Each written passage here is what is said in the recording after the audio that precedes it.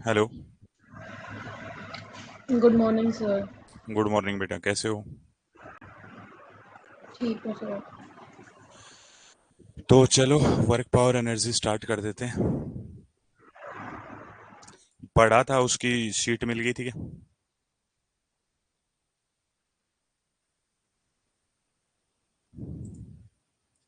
पढ़ा था क्या उसको?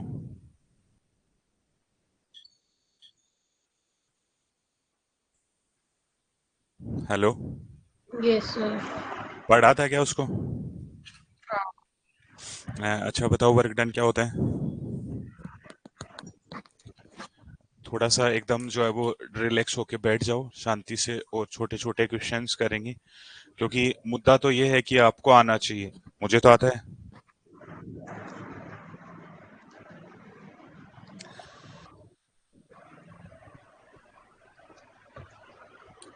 हेलो।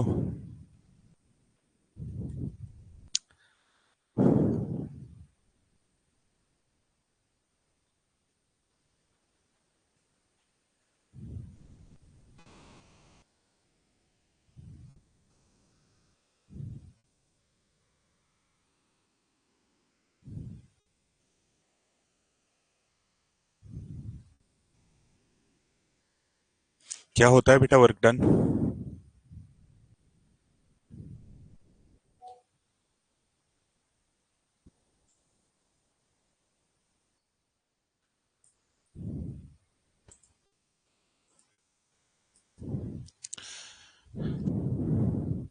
क्या होता है वर्क डन? जब हम किसी चीज़ पे फोर्स लगा रहे हैं और वो चीज़ डिस्प्लेस हो रही है ढंग से तो बोलो, थोड़ा सा पढ़े लिखे स्टूडेंट की तरह बोलो।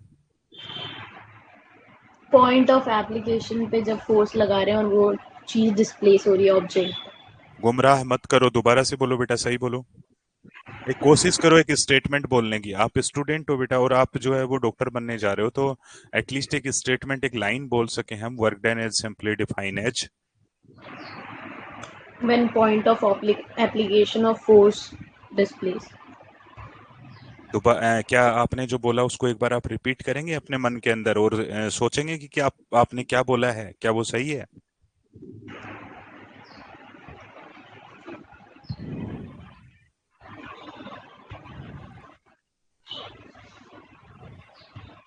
Work done is when point of application of force displaces, यही तो होता है।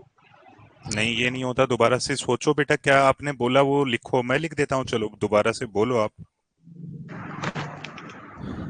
कोई नहीं, लिखने से चीजें ज्यादा समझ क्लियर हो जाती हैं, तो आप बोलिए, मैं लिख देता हूँ। आपने बोला है वर्क डन। क्या होता है वर्क डन?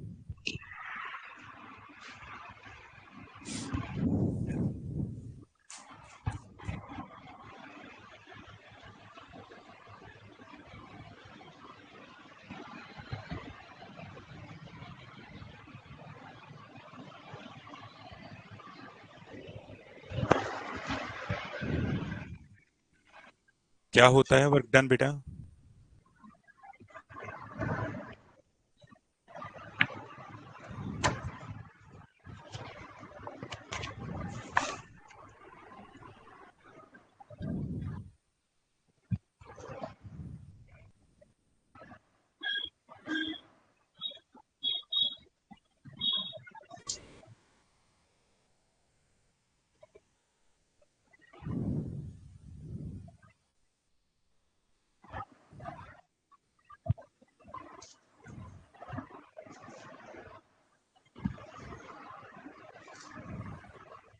क्या होता है work done?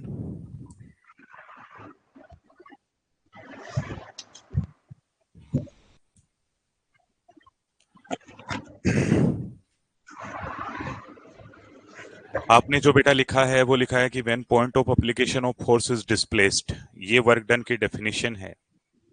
When the point of application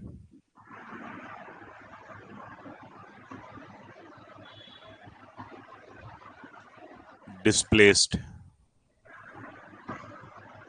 ये कुछ ऐसा बोला आपने। Yes sir. ये होती है डेफिनेशन वर्क डन की। यही बताई थी हमको तो।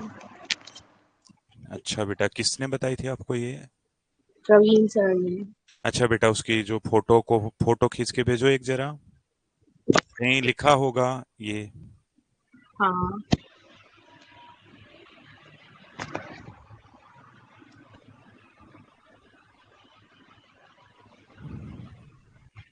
बैक नहीं हो रहा, क्लास लीव हो जाएगी। अच्छा है क्या? जो है वो यही होता है वर्क डन? आप एक बार के लिए इसको जो है वो बेटा रिपीट करेंगे, और क्या यही होता है वर्क डन, इसको सोचेंगे। अगर आपको नहीं पता है, आपको जहां भी मिला है, जो भी मिला है, मुझे नहीं पता, लेकिन वर्क डन की डेफिनेशन तो बेटा ये होती है, सिंपल सा लिखा हुआ है। Work done W by an agent is product of component of force in the direction of displacement and magnitude of displacement। आप चाहें तो अपने मॉड्यूल में चेक कर सकते हैं कि वर्क डन जो होता है वो कैसे लिखा जाता है। Work done is simply work done W by agent is the product of component of force in the direction of displacement and magnitude of the displacement। Simple सी बात है बेटा, वर्क डन जब लिखते हैं तो हम इस तरीके से डिफाइन करते हैं। वर्क डन की डेफिनेशन ये होती है, आपको ये अच्छे से क्लियर होना चाहिए। फिर इसी डेफिनेशन से हमारे पास कुछ रिजल्ट आते हैं। पहला रिजल्ट ये आता है कि force does no work if the point of application of force do not move. मतलब अगर point of application of force जो है उसका कोई मोमेंट नहीं होता तो वर्क डन जीरो होता है। सबसे पहले हमें ये डेफिनेशन अच्छे से क्लियर होनी चाहिए। आपको ये डेफिनेशन शायद क्लियर होगी, नहीं है तो बेटा एक बार के लिए इसको रीड कर लीजिए। यहाँ लिखा गया है, the work done W by the agent is the product of component of force in the direction of displacement and magnitude of the displacement। Simple सी बात है, जब भी हमें जो है वो वर्क डन लिखना पड़ेगा तो हम लोग कैसे लिखेंगे?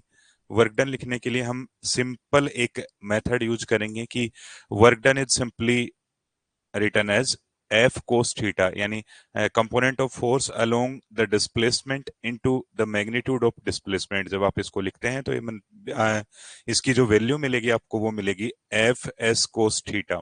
इसको हम वेक्टर फॉर्म में भी लिख सकते हैं, ये लिखा जाता है W बराबर F vector dot S vector.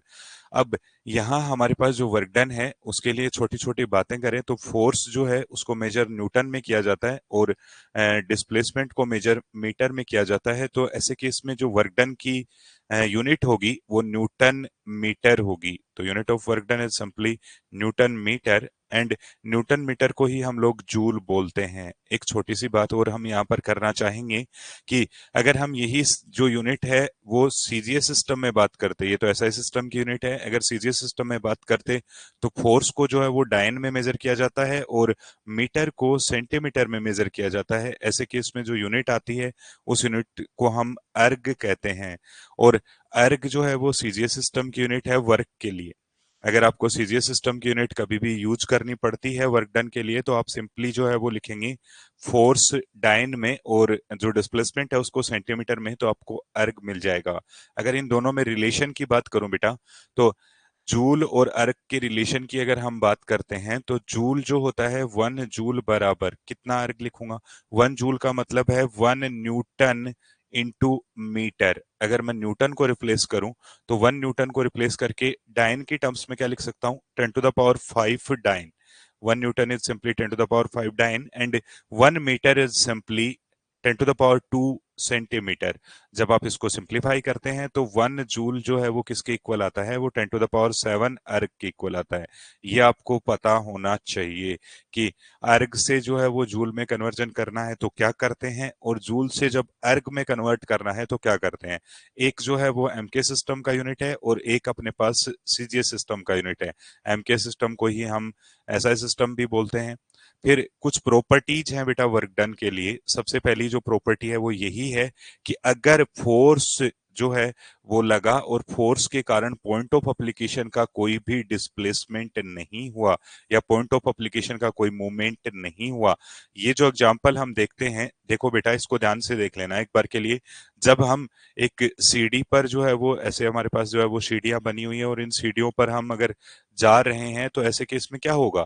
ऐसे केस में जब हम यहाँ हमारा पांव रखेंगे उसके बाद हम पांव यहाँ रखा और एक नॉर्मल रिएक्शन हमारे पांव पर लगा ऊपर की ओर, लेकिन जब हमने पाँव यहाँ रखा, नॉर्मल रिएक्शन ऊपर की ओर लगा, उस टाइम पर जो है वो पाँव का कोई डिस्प्लेसमेंट नहीं था, या हमारे फिट का कोई भी डिस्प्लेसमेंट नहीं था। जब हमारे फिट का कोई डिस्प्लेसमेंट नहीं था तो ऐसे केस में जो फोर्स लग रहा था वो नॉर्मल रिएक्शन एन लग रहा था। जैसे ही हम अप स्टेप पर गए तो अप स्टेप पर जाने के बाद भी हमारे फिट का जो डिस्प्लेसमेंट है वो जीरो है। मतलब जब नॉर्मल रिएक्शन लगता है तब तो डिस्प्लेसमेंट जीरो है, लेकिन जैसे ही हम लोग उठाकर पाँव को ऊपर रखते हैं तो जैसे ही हमारा कॉन्टेक्ट ब्रेक होगा, और कॉन्टेक्ट ब्रेक होते ही नॉर्मल रिएक्शन जीरो हो जाएगा। तो यहाँ हम देखते हैं कि नॉर्मल लग रहा है तो डिस्प्लेसमेंट जीरो है, और जब डिस्प्लेसमेंट हो रहा है एस जब नॉट इक्वल टू जीरो है तो नॉर्मल जीरो है। मतलब जब हम एक सीढ़ी पर चढ़ते हैं या हम जो है वो फर्स्ट फ्लोर पर जाते हैं तो ऐसे केस में जब हम स्टेप्स जो है उनको कवर करते हैं तो ऐसे केस में क्या होता है, जब नॉर्मल रिएक्शन लगता है तब तो हम हमारे फिट को स्टेबल कंडीशन में रखते हैं। मतलब इतना सा है कि वहां पर कोई भी डिस्प्लेसमेंट नहीं होता। तो नॉर्मल की वैल्यू जब नॉन जीरो है तो ऐसे केस में डिस्प्लेसमेंट जीरो है। तो यहाँ पर हम लोग देखते हैं जब नॉर्मल एक्ट कर रहा है तो उस केस में तो डिस्प्लेसमेंट जीरो है, और जब डिस्प्लेसमेंट नॉन जीरो है तो ऐसे केस में जो नॉर्मल रिएक्शन है वो जीरो है। तो नॉर्मल का जो वर्क डन होता है, work done by the normal force is zero when we step up. जब हम जो है वो सीढ़ियों पर ऊपर चढ़ते हैं तो ऐसे केस में, या नीचे उतरते हैं तो ऐसे केस में नॉर्मल का वर्क डन जीरो होता है। उसी प्रॉपर्टी को एक्सप्लेन करने के लिए, या उस पॉइंट को हम एक्सप्लेन कैसे करते हैं, हम इस चीज से एक्सप्लेन करते हैं कि force does not work if the point of application of work if the point of application of force does not move. मतलब सिंपल सी बात है कि जब पॉइंट ऑफ एप्लीकेशन का कोई मूवमेंट नहीं होता तो ऐसे केस में फोर्स कोई भी वर्क डन नहीं करता। फिर इसके बाद सेकंड प्रॉपर्टी में बोला गया है कि work done by the force is zero if the application if the displacement is perpendicular to the force.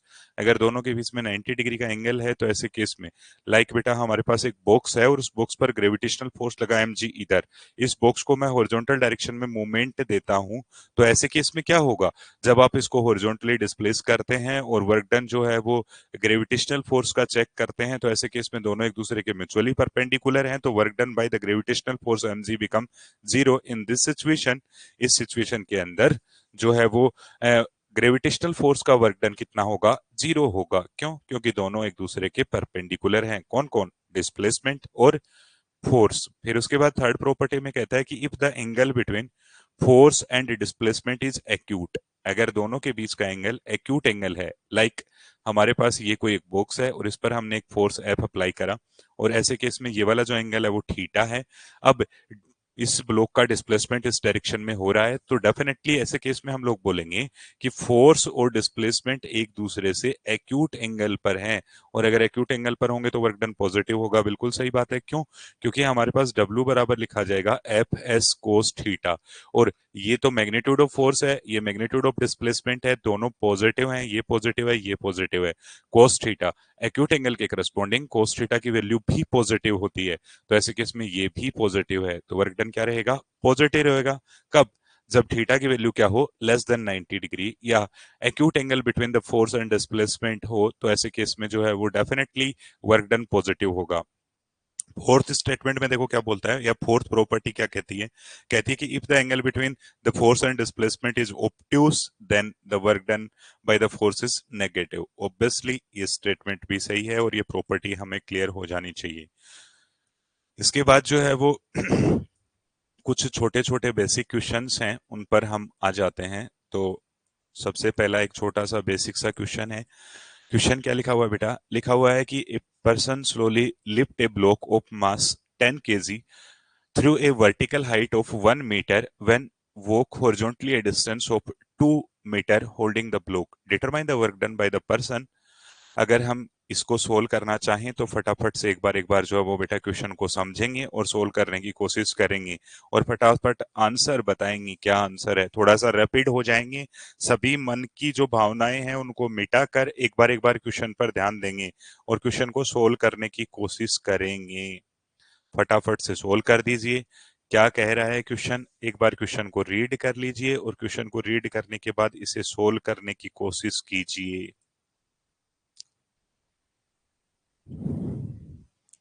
फटाफट से आंसर बता दीजिए, आपके पास बहुत कम समय है, 1 मिनट का टाइम है, जल्दी से पहले क्वेश्चन का आंसर बता दीजिए।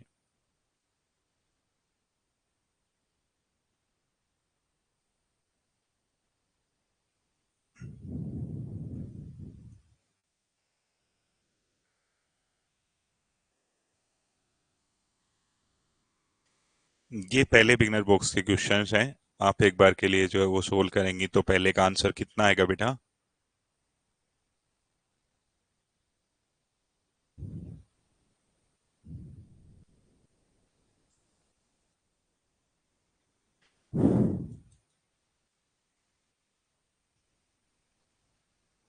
बोलो बोलो।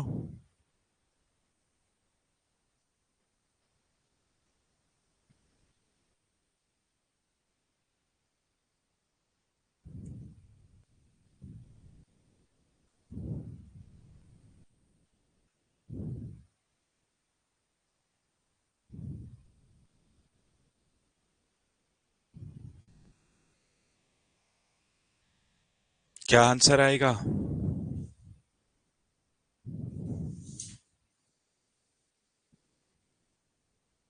बेटा आप सुन पा रहे हो तो आंसर दो, रिप्लाई करो।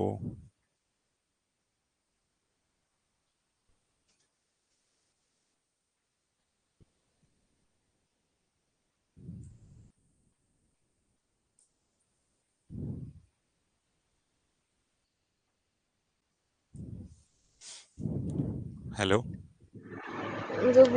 जब उसको लिफ्ट करेगा तब तो 100 जूल होगा, उसके बाद हॉरिजॉन्टल चल रहा है वो कैसे? हॉरिजॉन्टल चल रहा है 2 मीटर की डिस्टेंस। हॉरिजॉन्टल डायरेक्शन कौन सी होती है?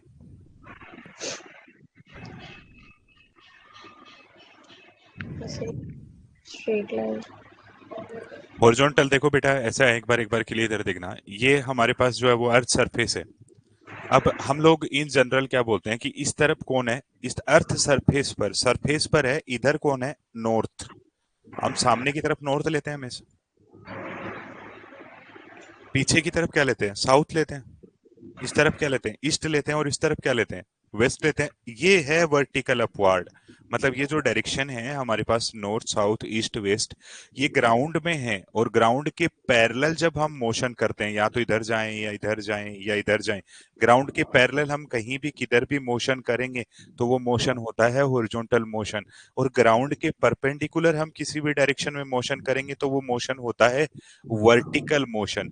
ग्राउंड के परपेंडिकुलर जो प्लेन होता है वो क्या होता है? Vertical plane. अब वर्टिकल प्लेन कैसे भी हो सकता है? वर्टिकल प्लेन ऐसे नॉर्थ साउथ वाला ये भी हो सकता है, ये भी हो सकता है, ये भी हो सकता है, ये भी हो सकता है। ये सारे वर्टिकल प्लेन है। एक ऐसा प्लेन जो ग्राउंड के परपेंडिकुलर होता है, और एक ग्राउंड के पैरेलल या ग्राउंड वाला जो प्लेन है वो क्या कहलाता है? Horizontal plane. तो मतलब पहले उसने ब्लॉक को ऐसे उठाया और उसके बाद वो ऐसे जाने लगा। मतलब पहले ब्लॉक को उसने उठाया, तो वो बंदा तो यहाँ ग्राउंड पे है अभी, उसने ब्लॉक को ऊपर उठा लिया, उसके बाद ग्राउंड पर ही चलने लगा। हो सकता है इधर जा रहा हो सकता है इधर जा रहा हो, मतलब ग्राउंड के पैरेलल जा रहा है। ग्राउंड के पैरेलल जाएगा तो ग्रेविटेशनल फोर्स का वर्क डन कितना रहेगा? 0 रहेगा। तो एम जी का वर्क डन जो है वो केवल लिफ्ट करने के लिए आएगा, और कितना आएगा बेटा? 100 जूल आ जाएगा। दूसरा करो अब।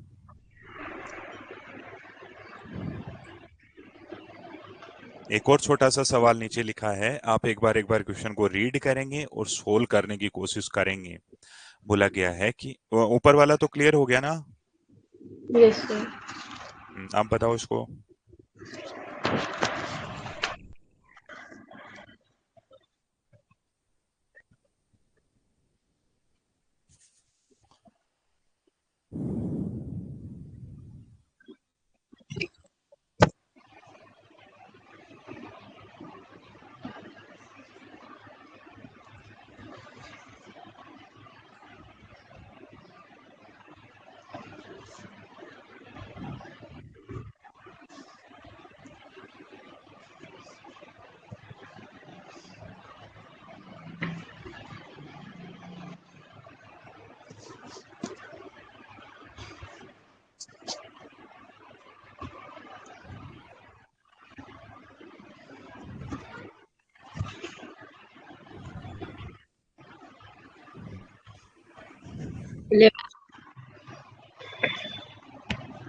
कितना आएगा? 11। 11 आएगा। सबसे पहले बेटा फोर्स कितना आएगा? फोर्स 11 आ रहा है। और हाँ वर्क डन? वर्क डन भी 11 आएगा। हाँ, क्योंकि उसका डिस्प्लेसमेंट 1 है ना, इसलिए। तो फोर्स के डायरेक्शन में है क्या डिस्प्लेसमेंट 1?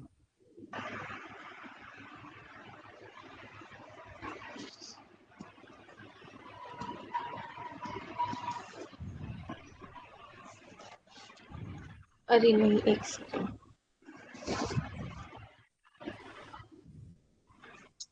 आराम से करो, लेकिन बेटा एक बार समझ के करो। पहले क्वेश्चन जो है वो आपने समझा, फोर्स की वैल्यू आपने बोली 11।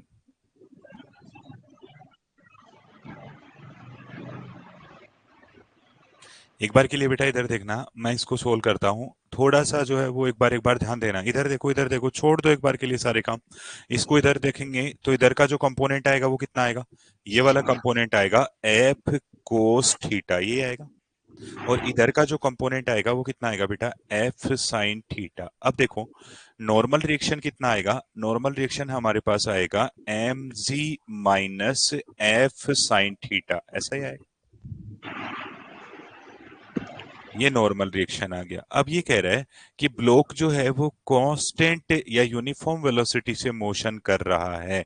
मतलब जितना फोर्स इधर लग रहा है उतना ही फोर्स पीछे की तरफ लग रहा है, उतना ही फोर्स जो है वो फोर्स ऑफ फ्रिक्शन लग रहा है। तो हम लोग बोलेंगे एफ कोस थीटा जो है वो बराबर है किसके? म्यू इंटू एन के। तो यहां से हम लोग लिखेंगे एफ कोस थीटा और बराबर आ जाएगा म्यू, म्यू की वैल्यू 0.1 है, into M G minus F sine theta. ये वाला बेटा अच्छे से क्लियर कर लेना कि ये मैंने कैसे लिखा है। ये मैंने इसलिए लिखा है क्योंकि उसने बोला है कि block travel with uniform velocity, और यूनिफॉर्म वेलोसिटी का मोशन तभी होता है जब एक्सेलेरेशन जीरो हो, और एक्सेलेरेशन जीरो तभी होता है जब नेट फोर्स जो है वो जीरो हो। नेट फोर्स जीरो तो तभी होगा जब राइट वार्ड और लेफ्ट वार्ड फोर्स दोनों इक्वल होंगे। ये बात तो सही है ना? अब यहां से हम कैलकुलेट करेंगे तो ये बेटा ये वैल्यू आएगी एफ कोस थीटा की वैल्यू, यानी एफ बाई रूट टू। फिर बराबर आ जाएगा इसकी वैल्यू 0.1 इंटू 11 इंटू जी का value 10 minus 0.1 F divide by root two. अब इसको हम सिंप्लीफाई करेंगे तो यहां से देखना ये वैल्यू तो अपने पास कितनी आ जाएगी बेटा? 11 आ जाएगी। और यहां से इसको उठा के उधर ले जाऊंगा तो पॉइंट 1.1 बनेगा, तो मतलब वैल्यू आएगी 1.1 F divide by root two. देखना बेटा, इस पूरी क्वांटिटी को उधर लेके गया तो ये प्लस की बन जाएगी, और एफ बाई रूट टू को कॉमन लूंगा तो 1 प्लस 0.1 आएगा, मतलब 1.1 F by root two, that must be equal to 11। जब आप इसे सोल्व करेंगे तो आपके पास वैल्यू आ जाएगी फोर्स एफ बराबर root two 11 divide by 1.1, that is simply 10 root two. तो फोर्स है बेटा 10 रूट टू। अब फोर्स के द्वारा जो वर्क डन है, फोर्स का एफ साइन थीटा का जो कंपोनेंट है वो कोई वर्क नहीं करेगा, क्योंकि फोर्स जो है वो उसके कारण ब्लॉक का मोशन इस डायरेक्शन में हो रहा है, और इस डायरेक्शन में डिस्प्लेसमेंट कितना दे रखा है? 1 मीटर दे रखा है। तो डी की वैल्यू 1 है, एफ की वैल्यू 10 रूट टू है। एफ कोस थीटा या थीटा की वैल्यू जो है वो 45 डिग्री है, तो डब्ल्यू बराबर आएगा एफ यानी 10 root two into displacement 1 into cos 45, that is 1 by root two, और सिंप्लीफाई करूंगा तो वर्क डन आएगा 10 जूल। आपने देखा और समझा, तो आपको पता चला कि आपने गलती कहाँ करी है बेटा? बोलो बोलो।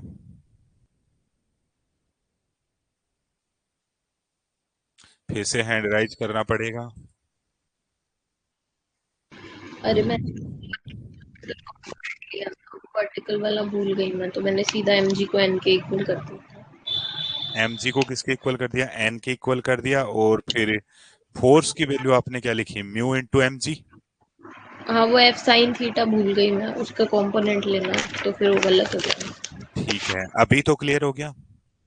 Yes sir. अब बेटा आप इस तरीके की, अगर आपको जो है वो थोड़ी थोड़ी अप्रोच बिल्ड होने लगती है तो आप ऐसी गलतियां ना करें।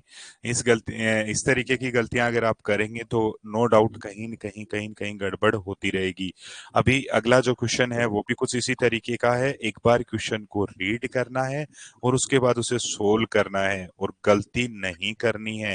एक छोटा सा क्वेश्चन लिखा गया है कि a particle moving in X Y plane undergoes a displacement of this in a meter while a constant force this is act on the particle, then calculate the magnitude of displacement and that of the force. हमें दोनों का magnitude बताना है, फिर दूसरे में बताना है calculate the work done by the force. बहुत इजी क्वेश्चन है, फटाफट आंसर बताना है, जल्दी से बताओ।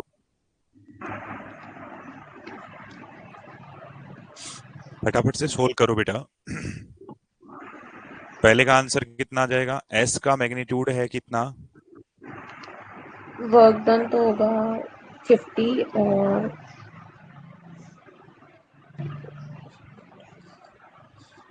उसका 10 होगा फर्स्ट का डिस्प्लेसमेंट का। और फोर्स का कितना हो जाएगा? 5।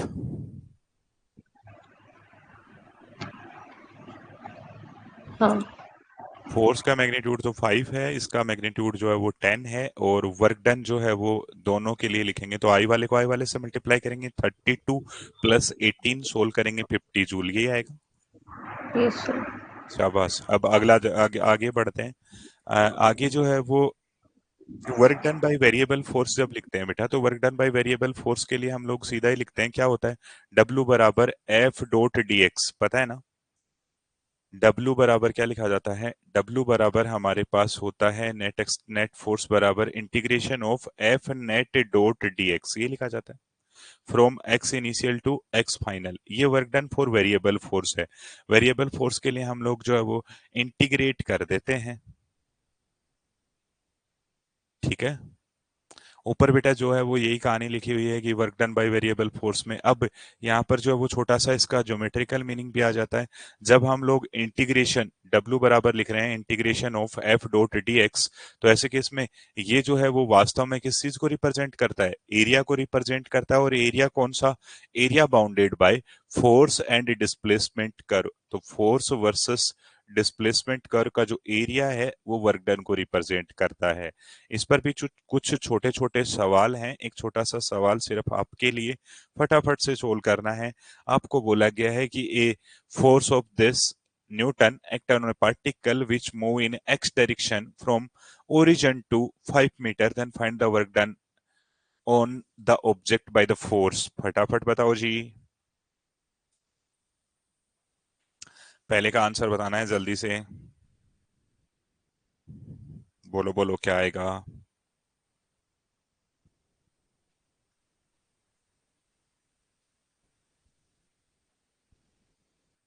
आ गया क्या?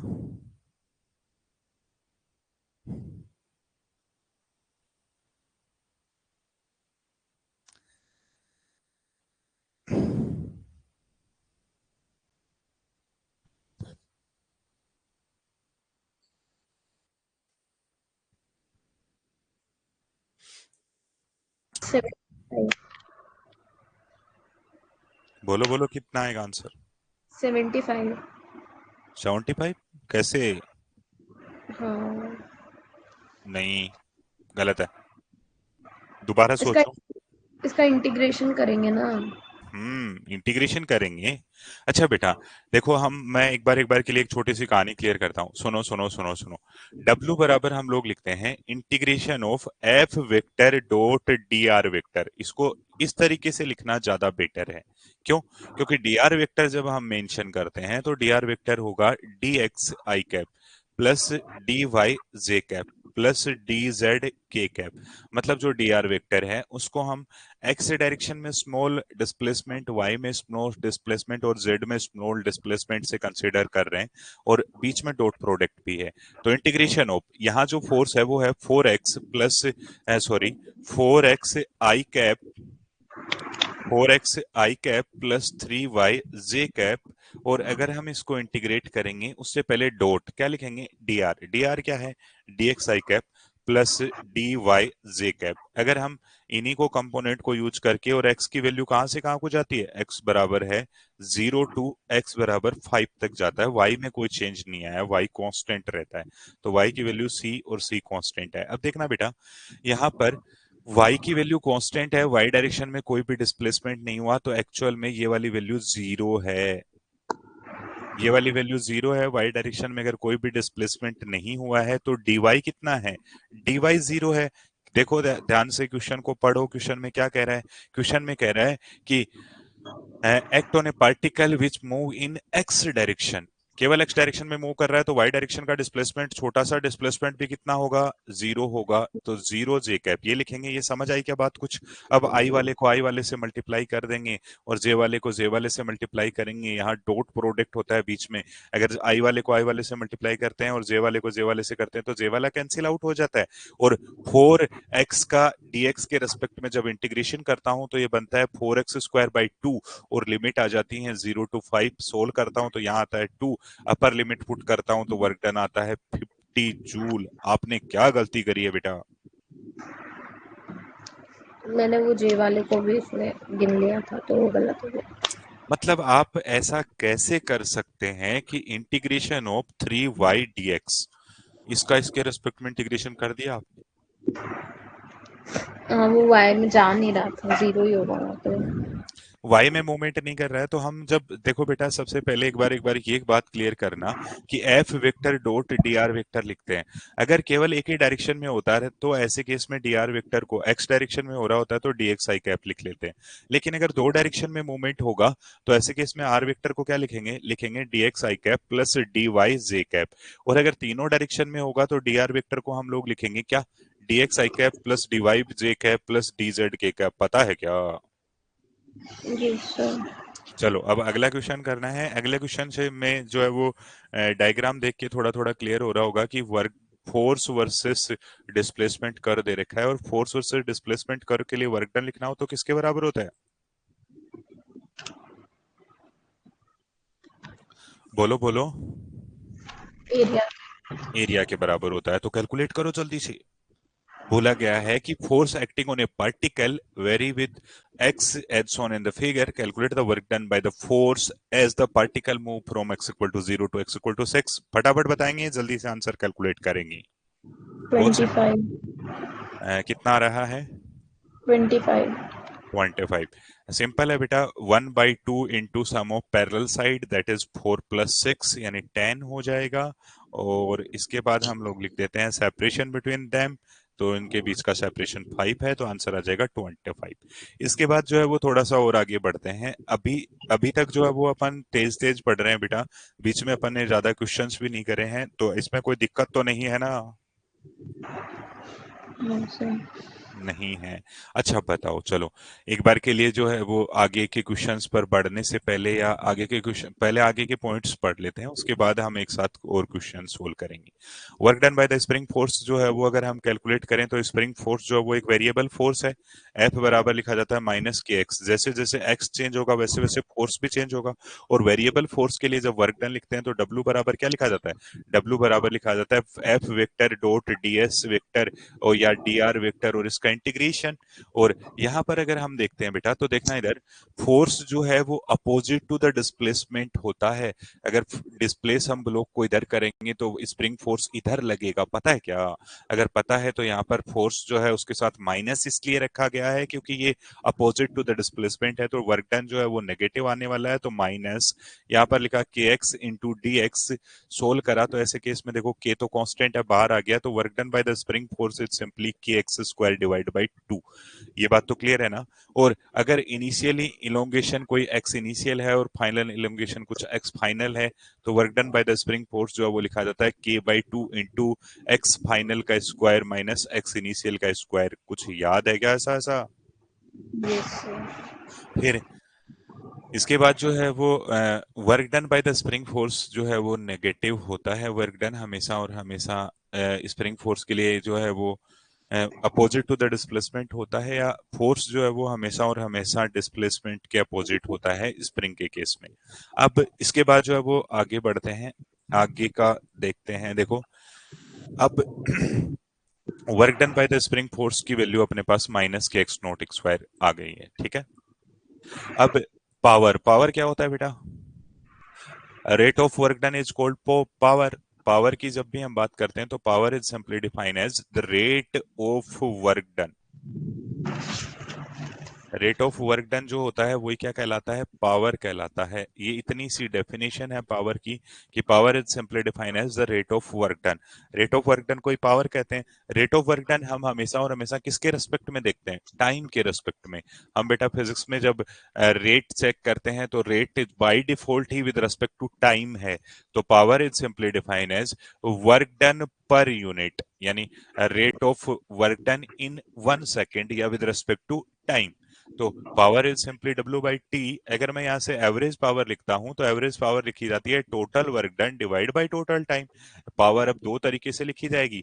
पावर जो है वो work done divide by time से लिखी जाती है, और अगर एवरेज पावर की बात करते हैं, देखो बेटा रेट जब भी कैलकुलेट करते हैं तो हम लोगों ने बोला था स्पीड क्या होता है, speed is simply rate of change in distance, and velocity क्या होता है, rate of change in position. जब भी हम रेट ऑफ चेंज की बात करते हैं तो रेट ऑफ चेंज जो है वो दो तरीके से कैलकुलेट किया जाता है, एक छोटे से इंटरवल के लिए या किसी इंस्टेंट पर, और एक लार्ज इंटरवल के लिए। जब लार्ज इंटरवल के लिए कैलकुलेट करेंगे तो जो रेट मिलेगा वो एवरेज मिलेगा, और जब एक पर्टिकुलर इंस्टेंट पर कैलकुलेट करेंगे तो जो रेट मिलेगा वो कौन सा मिलेगा, इंस्टेनियस रेट मिलेगा। तो यहाँ पावर जो है वो भी दो तरीके से डिफाइन होगी, क्योंकि पावर भी जो है वो रेट है, और रेट जो है वो हमेशा और हमेशा दो तरीके से डिफाइन होती है, एक लार्ज इंटरवल के लिए और एक छोटे इंटरवल के लिए। जब लार्ज इंटरवल के लिए बनती है तो कौन सी बनती है, लार्ज इंटरवल के लिए हमेशा और हमेशा एवरेज बनती है, और पर्टिकुलर इंस्टेंट पर जो पावर बनेगी वो बनेगी इंस्टेनियस पावर, वो लिखी जाएगी D W by T T से। अगर मैं डब्ल्यू की बात करता हूं बेटा तो डब्ल्यू लिखा जाता है F vector dot S vector divide by D T. जब आप इसको फर्दर सिंप्लीफाई करते हैं तो पी बराबर, फोर्स को अगर मैं बाहर लिख लूं और ऐसे केस में इसको डिफरेंशिएट करूं तो लिख सकता हूं ds बाई डी टी, और ऐसे केस में ds बाई डी टी को हम वेलोसिटी बोलते हैं। तो पावर p बराबर f डॉट v वेक्टर भी बनता है। ये कौन सी पावर आती है, इंस्टेनियस पावर है। एवरेज पावर जब भी आपको लिखनी होगी तो average power is always written as total work done divide by total time, but instantaneous power is simply written as force dot velocity. इसमें तो कोई दिक्कत वाली बात नहीं है ना। No sir. अब इसकी यूनिट्स की भी अगर हम बात करते हैं बेटा, तो वर्क डन जो है वो मेजर किया जाता है जूल में, और टाइम को मेजर करते हैं सेकंड में। तो जूल पर सेकंड को हम एक वोट कहते हैं। ये इसकी पावर की एम के सिस्टम या एसआई सिस्टम की यूनिट है। अगर सीजीएस सिस्टम की यूनिट की बात करते हैं तो सीजीएस सिस्टम में हम लोग बोलते हैं अर्ग पर सेकेंड। इसका कोई स्पेसिफाई नाम तो हम नहीं लेते, लेकिन अर्ग पर सेकेंड जो है वो इसके लिए किसकी यूनिट है, एक सीजीएस सिस्टम की यूनिट है।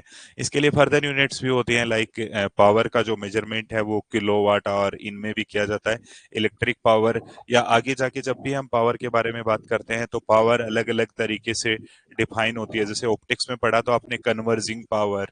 अब कन्वर्जिंग पावर जो है वो ऑप्टिक्स में डिफाइन है। अगर पावर जो है वो इलेक्ट्रिक पावर की टर्म्स में लिखी जाती है तो रेजिस्टेंस से डिसिपेट होने वाली जो पावर होती है वो इलेक्ट्रिक पावर होती है, वहां हम वाट आवर में भी उसको मेजर करते हैं। बाकी एसआई सिस्टम की जो यूनिट है वो कितनी है, वोट है, और वोट हमेशा किसके इक्वल होता है, जूल पर सेकंड के इक्वल होता है। और पावर का मतलब क्या है, पावर का मतलब इतना सा है, rate of change in work done. अब देखो बेटा इसका ज्योमेट्रिकल मीनिंग देखें तो differentiation of work done with respect to time जो है वो किसकी इक्वल है, पावर की इक्वल है। तो definitely work done versus time curve के लिए कौन सी चीज पावर के इक्वल होगी, बताओ जरा।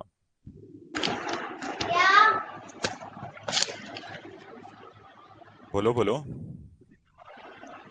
वर्क वर्सेस टाइम ग्राफ के लिए कौन सी एक ज्योमेट्रिकल क्वांटिटी जो है वो पावर को रिप्रेजेंट करती होगी बेटा,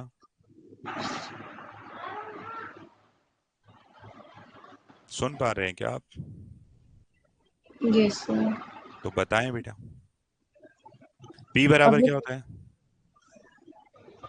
डब्ल्यू आई टी। और इंस्टेनियस पावर लिखते हैं तो क्या लिखते हैं, D W by D T, या मतलब फिर D differentiation of X. Work done with respect to time. अच्छा ज्योमेट्रिकली ये किस चीज को बताता है, ज्योमेट्री के हिसाब से क्या है ये? स्लोप को बता रहे हैं। किसका स्लोप,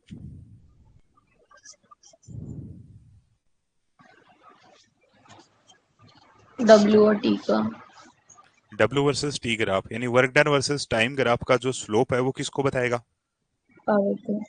अब देखो रेट ऑफ वर्क डन, ये डेफिनेशन, यही डेफिनेशन है, rate of work done with respect to time. मतलब rate of y with respect to x कैसे लिखा जाता था, dy बाई dx। तो rate of work done with respect to time कैसे लिखेंगे, dw बाई dt। ये बात तो सही है ना। Yes sir. तो डेफिनेशन से मैथमेटिकल एक्सप्रेशन आता है, और मैथमेटिकल एक्सप्रेशन से ही हमारे पास ज्योमेट्रिकल मीनिंग आता है। ये समझ आया क्या। Yes sir. तो सीधी सी बात है बेटा, जब भी हम पावर लिखते हैं तो power is simply defined as the rate of work done. और बाय डिफॉल्ट ही जो रेट ऑफ वर्क डन होती है या रेट जो होती है वो विद रिस्पेक्ट टू टाइम होती है। जब कुछ भी मेंशन नहीं कर रखा तो वास्तव में किसके रेस्पेक्ट में मेजर कर रहे हैं, टाइम के रेस्पेक्ट में। तो time rate of doing work is called power. और अगर इसको मैथमेटिकली चेंज करता हूं तो ये जो है वो दो तरीके से बनती है, एक तो D W by D T ये छोटे इंटरवल के लिए, और एक बनती है एवरेज पावर जो बड़े इंटरवल के लिए, D delta W by delta T.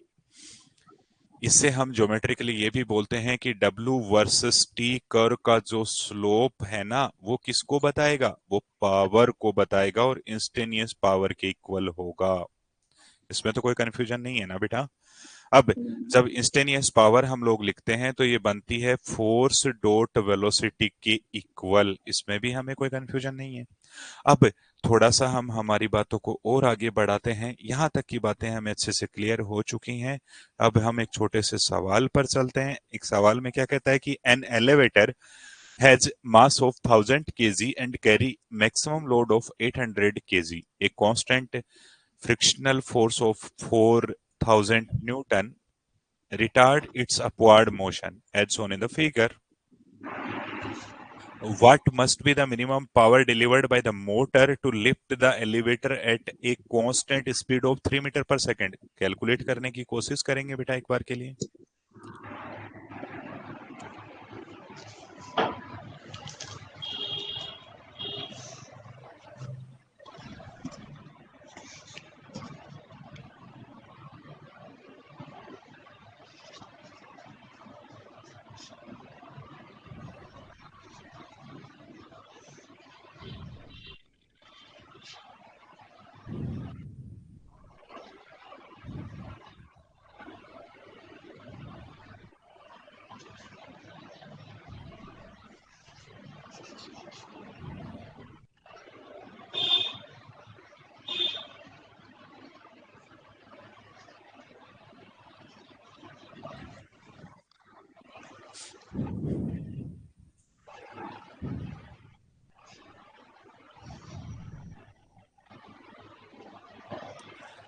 Force की वैल्यू आ गई क्या।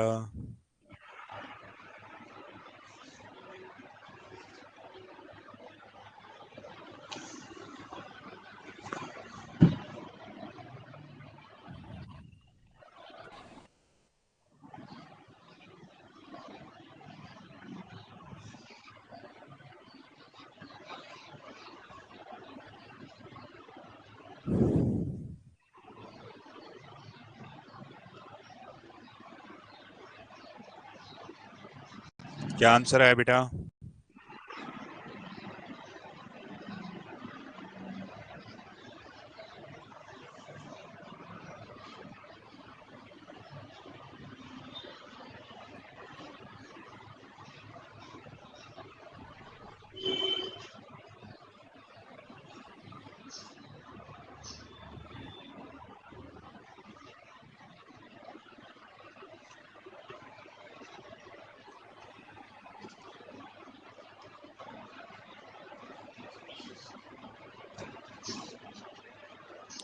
बोलो बोलो आंसर क्या है।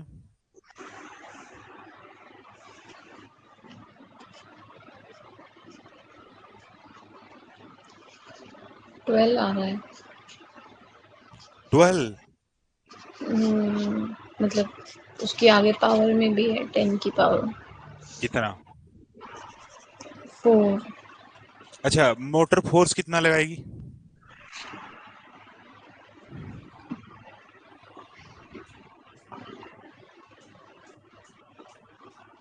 मोटर फोर्स लगाएगी ना ऊपर ले जाने के लिए। क्वेश्चन समझ आ गया क्या। हाँ। क्वेश्चन अगर थोड़ा बहुत दिखने में कमी होती है तो आप बोल सकते थे बेटा, ऐसे जूम कर देंगे अपने हाथ में। लेकिन क्वेश्चन जो है वो ये कह रहा है, देखो एक बार के लिए, an elevator has a mass of 1000 kg। मतलब इस पूरे डब्बे का जो मास है ना वो 1000 है। तो नीचे की तरफ डब्बे पर ग्रेविटेशनल फोर्स लगा 1000 G, ये लगेगा। फिर कह रहा है carries a load of 800 kg, मतलब ये जितने भी बंदे बिठा के ले जाएगा ना, उन सबका जो लोड है वो कितना है 800, तो उनकी वजह से नीचे की तरफ फोर्स कितना लगा 800 G, ये लगा। फिर उसके बाद देखो क्या बोलता है, उसके बाद बोलता है a constant friction force of 4000 N retard it's upward motion. ये जब ऊपर जा रही है तो इस पर नीचे की तरफ एक फ्रिक्शन भी लग रहा है, और कितना लग रहा है बेटा 4000 N लग रहा है। ये आपने इतना करा क्या?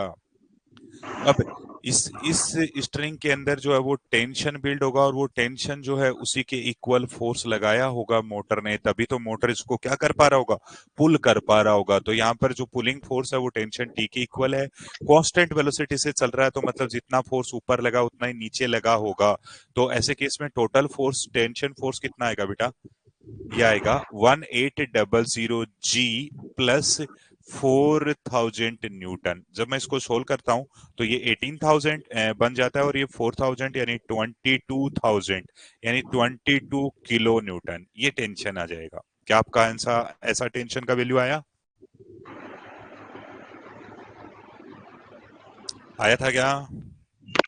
अरे बोलो। नहीं। क्या हूं तो आंसर गलत कैसे आया फिर? नहीं। क्यों नहीं आया, मतलब क्या गड़बड़ क्या करी है, क्या नहीं देखा आपने? मैंने तो जैसे जैसे क्वेश्चन में दे रखा था ना, वैसे वैसे ही करा है। आपने कैसे करा? उसका खुद का मास नहीं आने मैंने खुद डिस्क का। का मास लिया ही नहीं ऐसे? हाँ। ओके, मतलब वो खुद को ऊपर नहीं ले जा रही है। तो आपने जो है वो फोर्स लिखा 12 kN, और वो गलत लिख दिया, लेकिन यहाँ पर बेटा फोर्स जो है वो कितना है 22 kN, तो ये गलती नहीं करनी है। क्या आपको क्वेश्चन ये थोड़ा बहुत इंग्लिश इंग्लिश पढ़ना आता है ना? Yes sir. तो आपने क्या ये बात पढ़ी नहीं, या पढ़ते टाइम आपको ऐसा महसूस नहीं हो रहा कि इसके मास को कंसिडर करना चाहिए या नहीं करना चाहिए? अब अगर मैं इसके लिए पावर लिखूंगा बेटा, तो पावर बराबर आ जाएगा T.V, सिंप्लीफाई कर दूंगा तो ये आएगा 22 kilo into 3, that is 66 kW। इतनी पावर जो है वो रिक्वायर्ड है। अब ये अब तो क्लियर है ना? यस।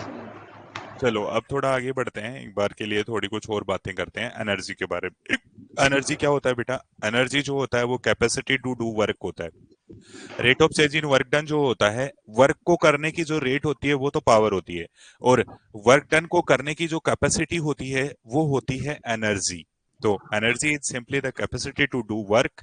एनर्जी जो होती है वो बहुत सारे अलग अलग तरीके की एनर्जी होती है, डिफरेंट डिफरेंट काइंड की एनर्जी जो है वो हम लोग देखते हैं, जैसे कि heat energy, light energy, electric energy, sound energy, chemical energy. बहुत सारी ऐसी एनर्जी की डिफरेंट डिफरेंट फॉर्म है। हम लोग जो है वो मोशन के वर्चू के कारण जो एनर्जी की बात करते हैं वो काइनेटिक एनर्जी होती है। काइनेटिक एनर्जी क्या होती है? काइनेटिक एनर्जी जो है वो मोशन के वर्च्यू के कारण जो एनर्जी होती है वो होती है काइनेटिक एनर्जी। और पोजीशन के वर्च्यू के कारण जो एनर्जी होती है बेटा उसे हम पोटेंशियल एनर्जी कहते हैं। मैकेनिकल एनर्जी जो है वो दो तरीके से डिफाइन होती है, क्योंकि मोशन जो है वो हमेशा और हमेशा कैसे डिफाइन होता है? Motion is simply the rate of change in position, या motion is simply define as change in position of any object with respect to time and with respect to observer. जब मोशन की बात की जाती है तो मोशन में हमेशा और हमेशा हम चेंज इन पोजीशन की बात करते हैं।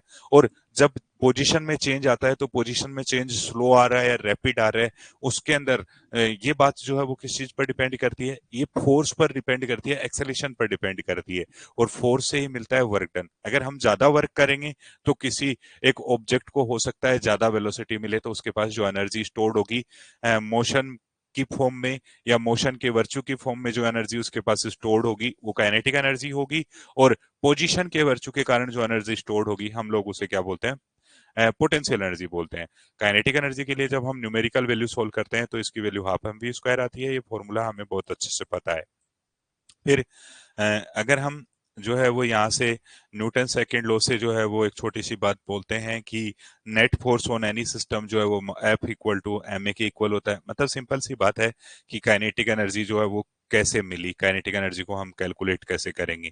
तो काइनेटिक एनर्जी को कैलकुलेट करने के लिए यहाँ से जो है वो फोर्स लिखा गया। फोर्स होता है मास इनटू एक्सेलरेशन, और यहाँ से जो है वो वेलोसिटी की वैल्यू लिख ली गई, वो कितनी होती है वी स्क्वायर, या अगर वर्क डन लिखते हैं तो W बराबर बनता है बेटा एफ डॉट एस।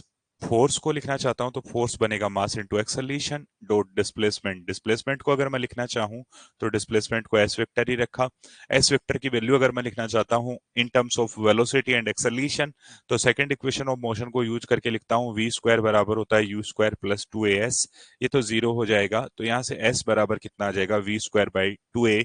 तो ये आएगा m इंटू ए इंटू ये बनेगा V square divide by two A. Solve कर देंगे, ए से कैंसिल आउट होगा, तो W बराबर आता है M V square divide by two. हम इस तरीके से जो है वो वर्क डन लिख सकते हैं।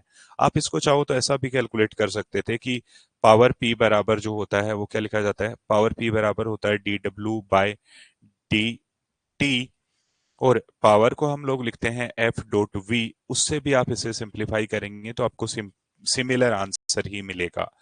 मतलब हम ये जो है वो सोल्व कर सकते हैं कि एनर्जी जो है वो, या काइनेटिक एनर्जी की वैल्यू जो है वो हाफ एम वी स्क्वायर क्यों आई। काइनेटिक एनर्जी जो है वो due to virtue of motion store होने वाली एनर्जी है। इसको पावर के टर्म्स में लिखता हूं तो एफ डॉट वी बराबर आता है बेटा D W by D T. ये होता है पावर। अब मैं जो है वो इसको थोड़ा और सही से अच्छे से सोल्व करना चाहता हूँ, तो मैं जो है वो रिप्लेस कर दूंगा सारी चीजों को, या यहाँ से जो है वो v को मैं लिख दूंगा ds बाई डी टी, इसको सिंप्लीफाई करूंगा, और या मैं जो फोर्स है इसको मास इनटू एक्सेलेरेशन के टर्म्स में लिख दूंगा, और ये आ जाएगा v बराबर आएगा D W by D T. और इसको सोल्व करूंगा तो ये बनेगा m into D V by D T into V बराबर आ जाएगा D W by D T. D T से डी टी कैंसिल आउट करूंगा, सोल्व करूंगा तो एम वी डी वी बराबर आता है डी डब्ल्यू। इसको इंटीग्रेट कर देंगे तो ये आएगा M V square by two बराबर आएगा डब्ल्यू। मतलब जब कोई एक ऑब्जेक्ट है वो v वेलोसिटी एक्वायर करता है तो उसके द्वारा मोशन के वर्चू में जो स्टोर्ड एनर्जी है, या उस पर जब कोई फोर्स वर्क डन करता है और उस वर्क डन के कारण उसके पास जो स्टोर्ड एनर्जी है उसको हम लोग बोलते हैं हाफ एम वी स्क्वायर, और वो काइनेटिक एनर्जी के इक्वल बनती है। तो सीधा ये काइनेटिक एनर्जी होती है हाफ एम वी स्क्वायर। सोल हम इसको जो है वो कैसे भी कर सकते हैं, प्रूफ हम इसे जो है वो सेकंड इक्वेशन ऑफ मोशन से भी कर सकते हैं, या पावर से भी इसे सोल्व कर सकते हैं। फिर अगर हम बात करते हैं बेटा पोटेंशियल एनर्जी की, तो पोटेंशियल एनर्जी किसके कारण होती है, पोजीशन के कारण। अगर एक ग्राउंड है और ग्राउंड के यहाँ पर कोई बॉल रखी हुई है या यहाँ रखी हुई है, तो ग्राउंड के रेस्पेक्ट में इसकी पोजीशन में अगर चेंज आया है तो पोटेंशियल एनर्जी में चेंज आएगा। दो ऑब्जेक्ट अगर एक दूसरे के पास पास रखे हैं तो उनके लिए पोटेंशियल एनर्जी अलग होगी। दोनों के बीच की डिस्टेंस अगर बदल जाएगी, तो दोनों की रिलेटिव पोजीशन में अगर चेंज आ गया तो डेफिनेटली क्या होगा, ऐसे केस में इनकी पोटेंशियल एनर्जी भी चेंज हो जाएगी। तो potential energy is energy due to the position. It is a body in is in a position such that if we release it would being to move।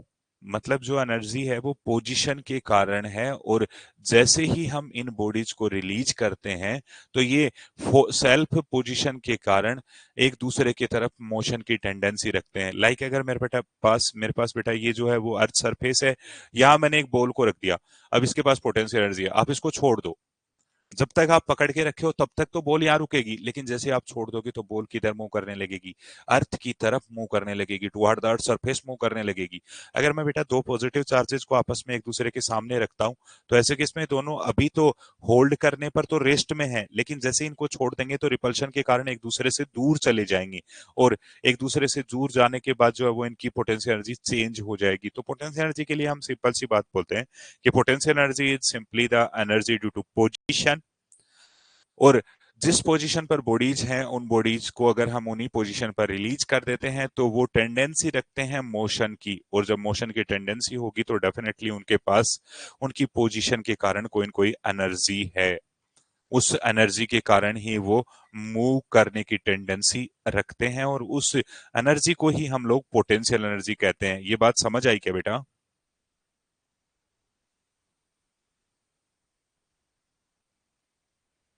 Gravitational potential energy की बात करते हैं बेटा, तो एक छोटे से पार्टिकल के लिए, अगर मैं पार्टिकल के लिए ग्रेविटेशनल पोटेंशियल एनर्जी लिखना चाहता हूं, तो पार्टिकल के लिए ग्रेविटेशनल पोटेंशियल एनर्जी ग्राउंड पर हम लोग जो है वो जीरो कंसिडर कर लेते हैं। अपवार्ड डायरेक्शन में जाते हैं तो पोटेंशियल एनर्जी इंक्रीज होती है और कितनी हो जाती है, mgh। डाउनवर्ड डायरेक्शन में जाते हैं तो पोटेंशियल एनर्जी डिक्रीज होती है और कितनी हो जाएगी, -mgh।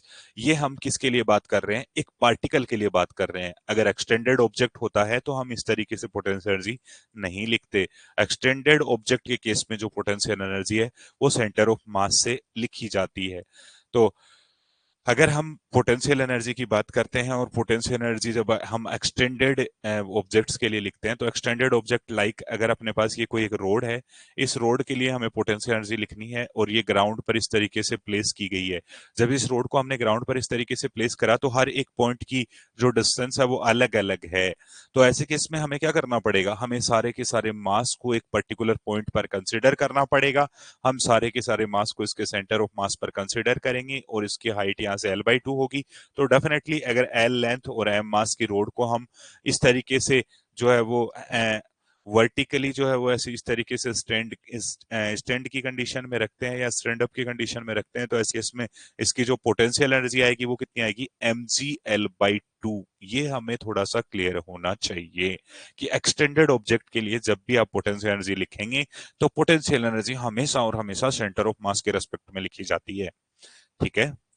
फिर इसके बाद elastic potential energy. Elastic potential energy is the property of stretched और कंप्रेस्ड स्प्रिंग।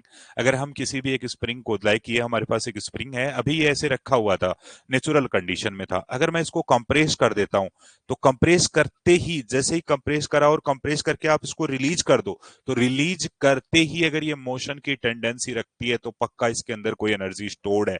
और जब मैं इसको बेटा ऐसे एक्सपेंड कर लेता हूं, मैं इसको जो है वो खींच देता हूं, तो ऐसे केस में इसकी लेंथ बढ़ गई है। अब आप इसको जैसे ही रिलीज करोगे तो डेफिनेटली मोशन की टेंडेंसी रखेगी, तब इसमें भी एनर्जी है। पोजीशन के कारण जो एनर्जी स्टोर्ड होती है, मतलब अगर हम एक स्प्रिंग को कंप्रेस करते हैं या एक्सपेंड करते हैं तो उसके अंदर जो एनर्जी स्टोर्ड होती है, और जैसे ही हम उस पोजीशन पर उन ऑब्जेक्ट को रिलीज करते हैं तो वो मोशन की टेंडेंसी रखते हैं। अगर दोनों कंडीशन फुलफिल होती है तो डेफिनेटली यहाँ कोई ना कोई पोजीशन के कारण स्टोर्ड एनर्जी है और वो स्टोर्ड एनर्जी हाफ के एक्स स्क्वायर होती है। इलास्टिक पोटेंशियल एनर्जी हमेशा और हमेशा स्प्रिंग के अंदर, जब स्प्रिंग को हम कंप्रेस करते हैं तो स्प्रिंग फोर्स के अगेंस्ट हम जो वर्क करते हैं वो वर्क इलास्टिक एनर्जी की फॉर्म में स्टोर हो जाता है, और इलास्टिक एनर्जी स्प्रिंग के लिए हाफ के एक्स स्क्वायर होती है। Elastic potential energy is never negative.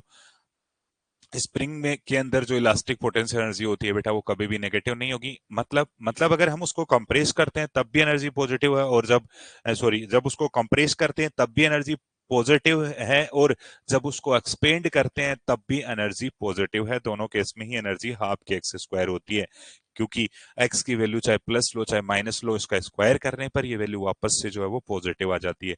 इसके बाद एक छोटा सा कंसेप्ट आता है बेटा, वर्क एनर्जी थ्योरम।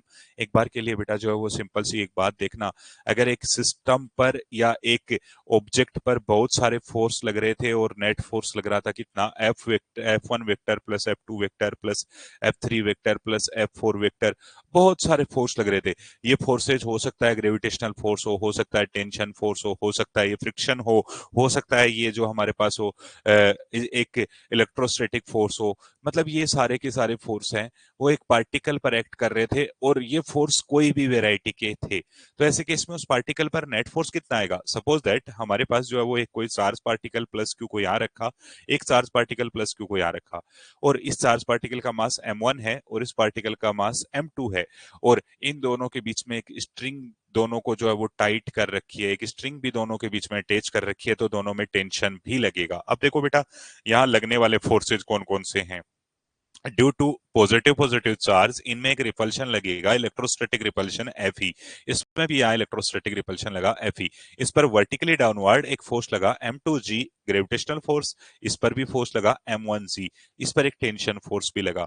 अब देखो इन पर जो टोटल फोर्सेज लग रहे हैं वो फोर्सेज कौन कौन से हैं, वो इलेक्ट्रोस्टैटिक है, वो ग्रेविटेशनल है, वो टेंशन है। मतलब net force is always written as F1 F2 F3, मतलब सारे फोर्सेज का सम। वो हो सकता है ग्रेविटेशनल ग्रेविटेशनल हो सकता है इलेक्ट्रोस्टैटिक हो सकता है फ्रिक्शन हो सकता है स्प्रिंग हो सकता है कोई इंटरनल फोर्स हो सकता है कोई सिस्टम से बाहर का फोर्स हो। लाइक इस सिस्टम के लिए अगर हम बात करते हैं तो एफ ही जो है वो इलेक्ट्रोस्टैटिक फोर्स है और वो इस सिस्टम के लिए इंटरनल फोर्स है, और यहाँ टेंशन टी जो है वो भी इंटरनल फोर्स है। इंटरनल फोर्स वो फोर्स है जो आपस में सिस्टम के पार्टिकल ने एक दूसरे पर अप्लाई करे। लाइक अगर इस पार्टिकल को मैं फर्स्ट बोलूं और इस पार्टिकल को सेकंड बोलूं, तो पहले ने दूसरे पर इलेक्ट्रोस्टैटिक फोर्स लगाया और दूसरे ने पहले पे लगाया। पहले ने टेंशन दूसरे में बिल्ड करी और दूसरे ने पहले में टेंशन बिल्ड करी। मतलब टेंशन और इलेक्ट्रोस्टैटिक फोर्स यहाँ इंटरनल फोर्स है। तो अगर एक पार्टिकल पर बहुत सारे फोर्स लग रहे हैं, वो इंटरनल हो एक्सटर्नल हो टेंशन हो इलेक्ट्रोस्टैटिक हो ग्रेविटेशनल हो स्प्रिंग हो, किसी भी प्रकार के फोर्स हो, सारे फोर्सेज का जो नेट होता है वो हमेशा और हमेशा किसके इक्वल होता है?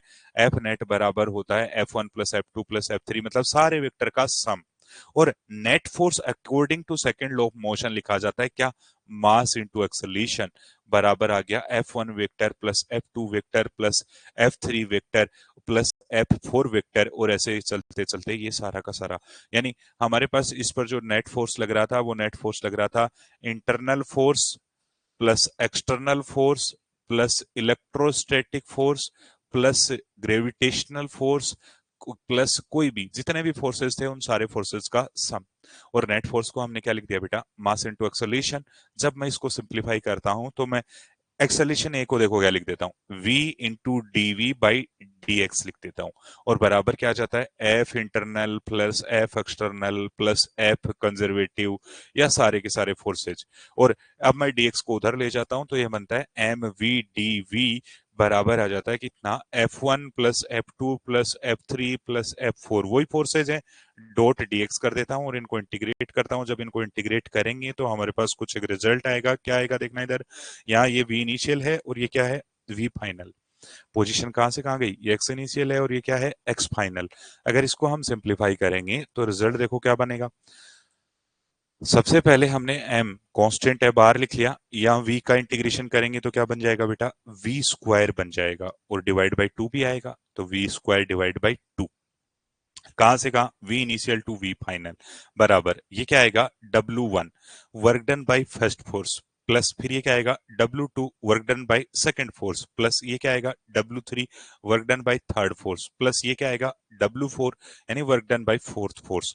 जब आप इसको सिंप्लीफाई करेंगे और रिजल्ट देखेंगे तो ये आएगा final kinetic energy minus initial kinetic energy बराबर work done by all forces. जितने भी फोर्सेज हैं उन सारे फोर्सेज का वर्क डन हमेशा और हमेशा चेंज इन काइनेटिक एनर्जी के इक्वल होता है।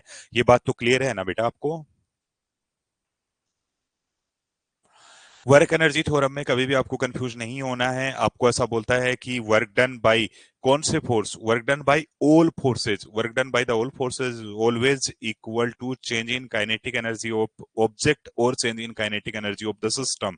अगर किसी सिस्टम पर बहुत सारे फोर्स लग रहे हैं तो ऐसे केस में उस सिस्टम के लिए जो काइनेटिक एनर्जी में चेंज है वो किसके इक्वल होगा? Work done by the all forces के इक्वल होगा। अगर एक पार्टिकल की बात की जाती है और पार्टिकल के लिए अगर हम लिखते हैं तो पार्टिकल पर एक्ट करने वाला जो टोटल फोर्स है वो नेट फोर्स एफ नेट बराबर F1 प्लस F2 सारे फोर्सेज के सम के इक्वल होगा। और जब हम उसको सिंप्लीफाई करेंगे तो हम लोग बोलेंगे work done by all forces is always equal to change in kinetic energy. अब बेटा इसके बाद जो है वो एक इस काइनेटिक एनर्जी थ्योरम का या वर्क एनर्जी थ्योरम का कुछ एक्सप्लेनेशन आपको यहाँ दे रखा है। इसके बाद कुछ छोटे छोटे और बातें हैं, देखो क्या है। कुछ छोटे छोटे सवाल हैं, पहले तो हम वो सोल्व करते हैं फटाफट से। जो है वो बेटा एक क्वेश्चन है आपके सामने, इसको सोल्व करना।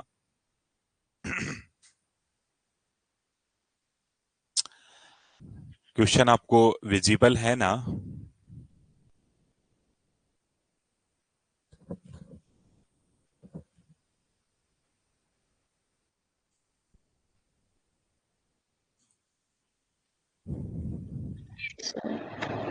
फटाफट सोल्व करो बेटा इसे।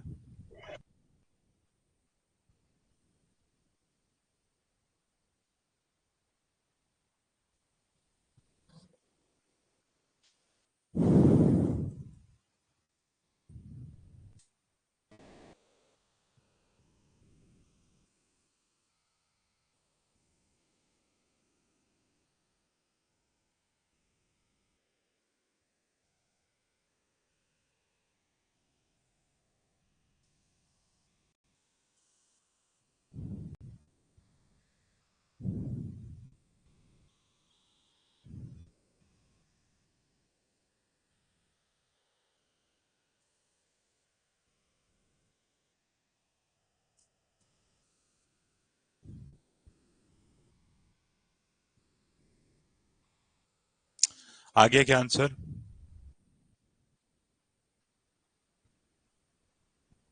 बेटा बहुत सिंपल सवाल है, 1 मिनट में ही हो जाना चाहिए था, बहुत जल्दी जल्दी करना है अपन को अब तो। थोड़ा सा माइंड यूज करके जल्दी से बता दो। आधी हाइट गिर जाएगी तो पोटेंशियल एनर्जी कितनी हो जाएगी? इस क्वेश्चन में आपको कुछ करना नहीं है, सच सोल्व नहीं करना है, सोल्व करने की जरूरत ही नहीं है। हेलो।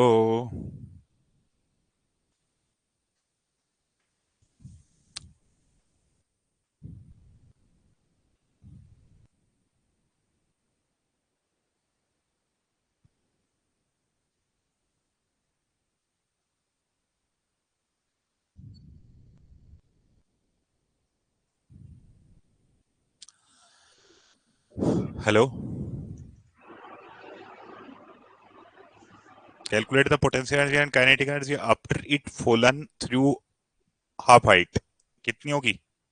पहले कितनी है? ग्राउंड पर अगर जीरो मानेंगे तो पहले कितनी है बेटा? mgh mgh है तो कितना है? वैल्यू तो बता दो। 400 400। आधी गिर जाएगी तो कितनी रह जाएगी? 200 200। अच्छा 200 कहाँ गई?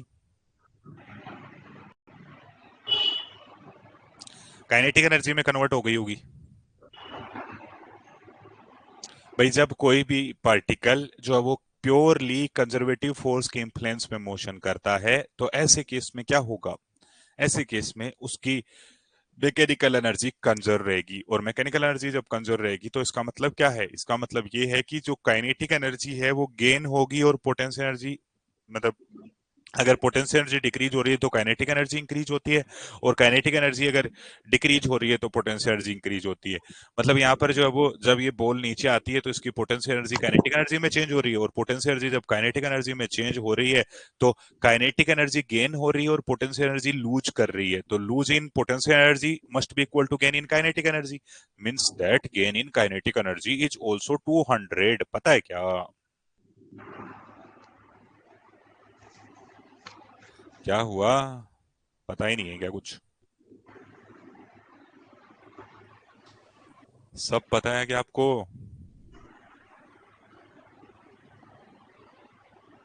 आंसर वेलोसिटी का ये आया था क्या?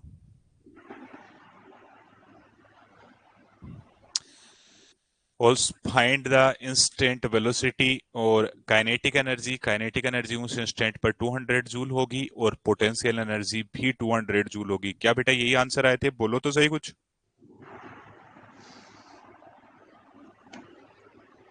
हाँ। झूठ कितना बोलते हो तुम? अरे नहीं, उसमें वी का तो यही आया था।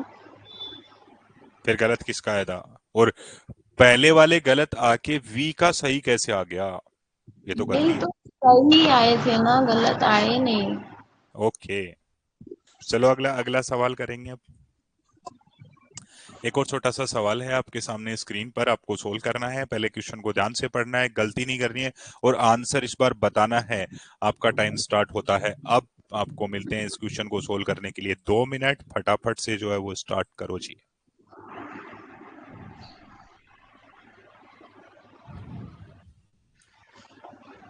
पूरा नहीं दिखा क्वेश्चन, ऊपर करो ना थोड़ा। जूम करूं क्या? ऊपर वाला नहीं दिखना है।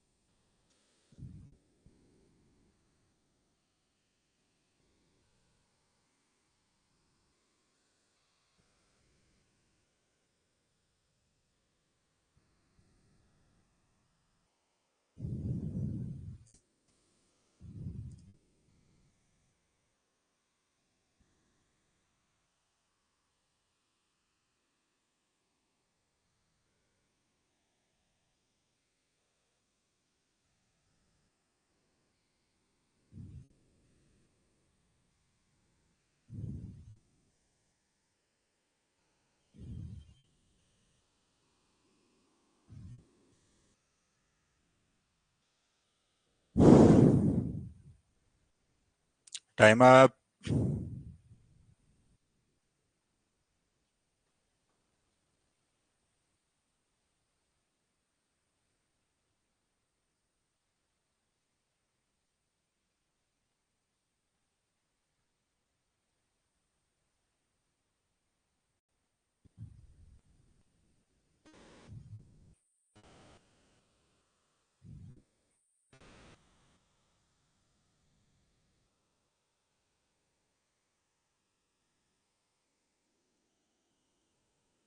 क्या हुआ बेटा, बहुत इजी क्वेश्चन है।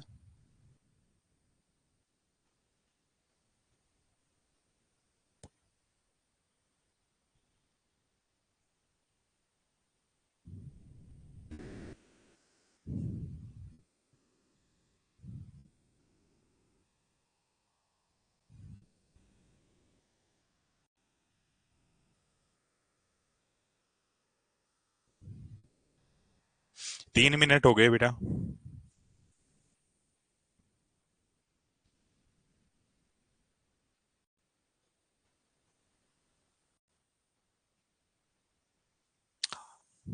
अरे थोड़ा बताइए, बहुत टाइम ले लिया है। इतना टाइम कैसे लग रहा है आपको?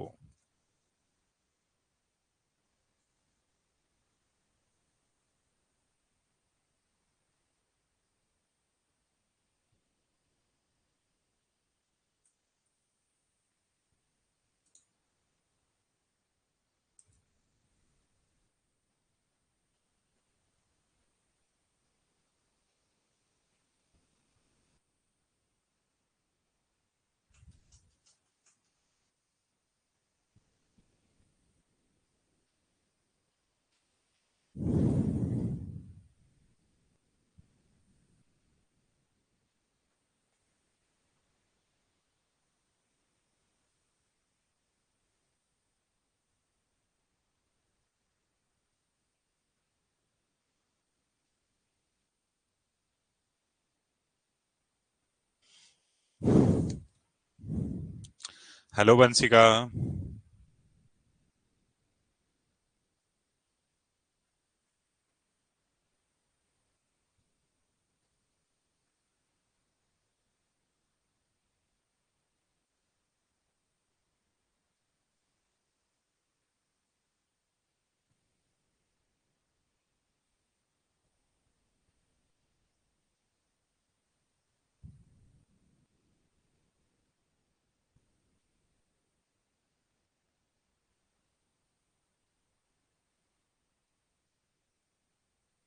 क्या आंसर है बेटा?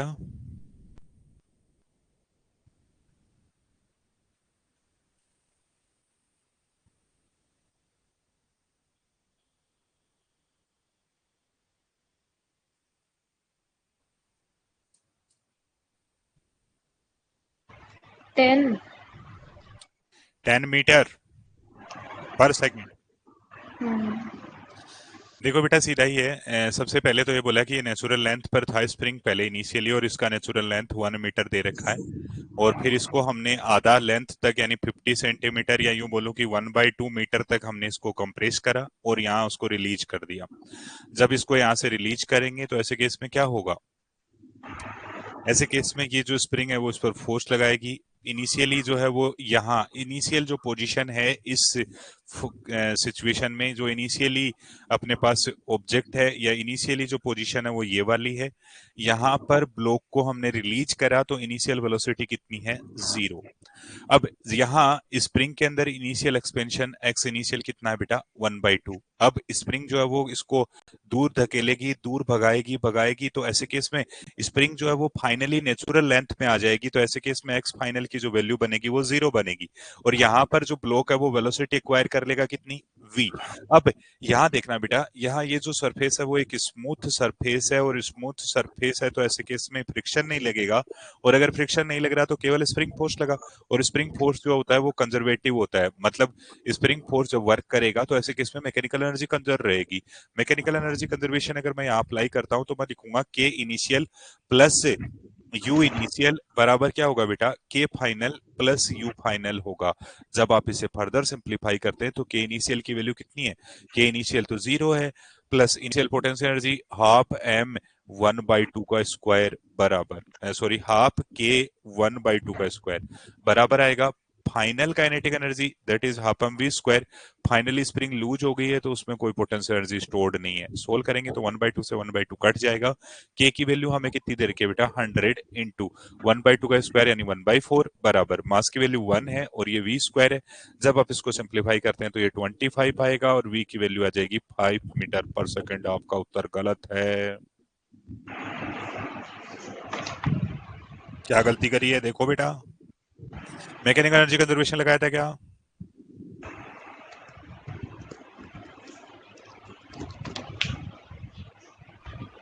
2 से मल्टीप्लाई नहीं करा था तो कैंसिल आउट होने में 50 हो गया था।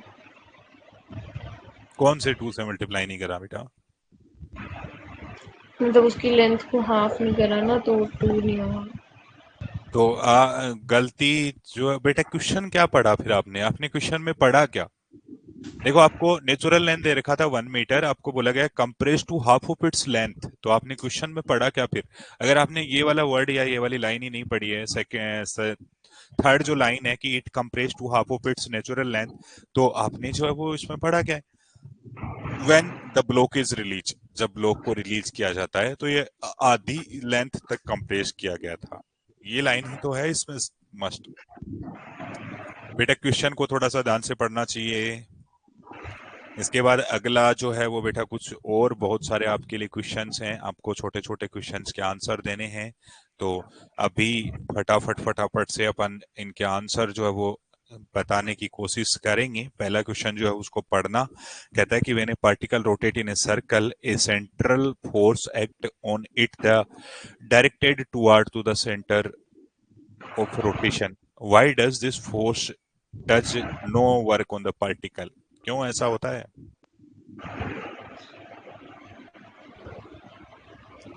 पहला जो स्टेटमेंट है, पहला जो क्वेश्चन है उसको रीड करके उसका आंसर बताएं।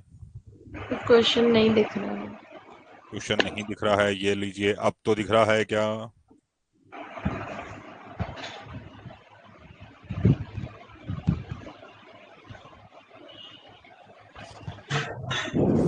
When a particle rotate in circle,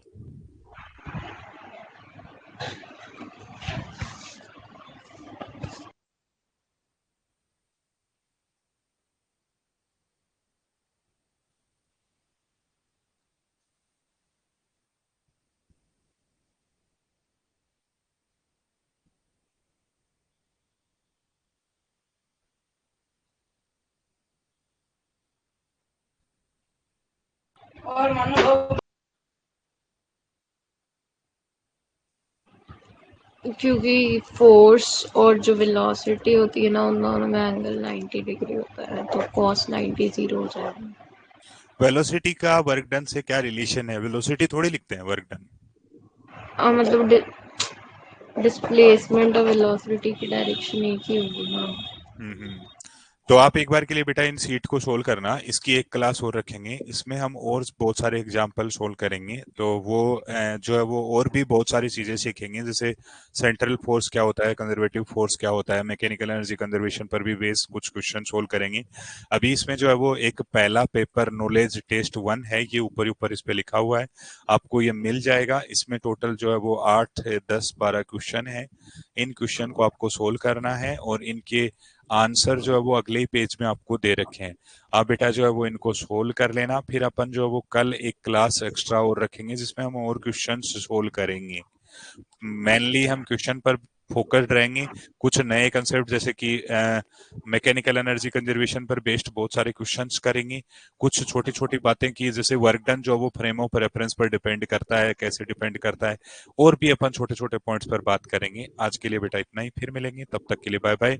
आपका कल का होमवर्क यही है कि आपको ये 10 क्वेश्चन जो है वो सोल्व करके और इसका जो सॉल्यूशन है वो मुझे भेज देना है, ठीक है ना? Yes sir. ओके बेटा, आज के लिए इतना ही, फिर मिलेंगे।